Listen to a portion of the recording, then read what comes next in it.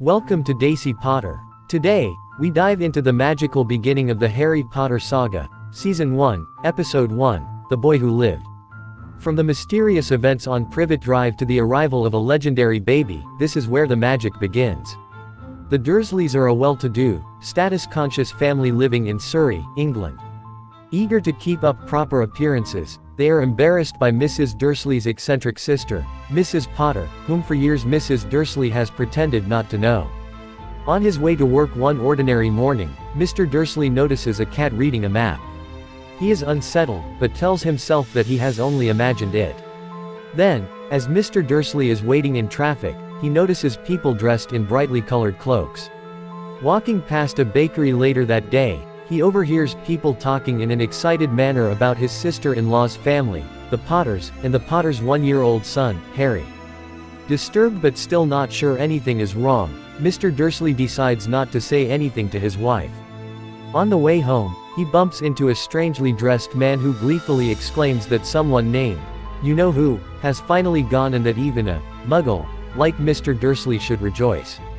Meanwhile, the news is full of unusual reports of shooting stars and owls flying during the day. That night, as the Dursleys are falling asleep, Albus Dumbledore, a wizard and the head of the Hogwarts Wizardry Academy, appears on their street. He shuts off all the streetlights and approaches a cat that is soon revealed to be a woman named Professor McGonagall, who also teaches at Hogwarts, in disguise. They discuss the disappearance of you-know-who, otherwise known as Voldemort. Dumbledore tells McGonagall that Voldemort killed the Potter parents the previous night and tried to kill their son, Harry, as well, but was unable to. Dumbledore adds that Voldemort's power apparently began to wane after his failed attempt to kill Harry and that he retreated. Dumbledore adds that the baby Harry can be left on the Dursleys' doorstep. McGonagall protests that Harry cannot be brought up by the Dursleys. But Dumbledore insists that there is no one else to take care of the child.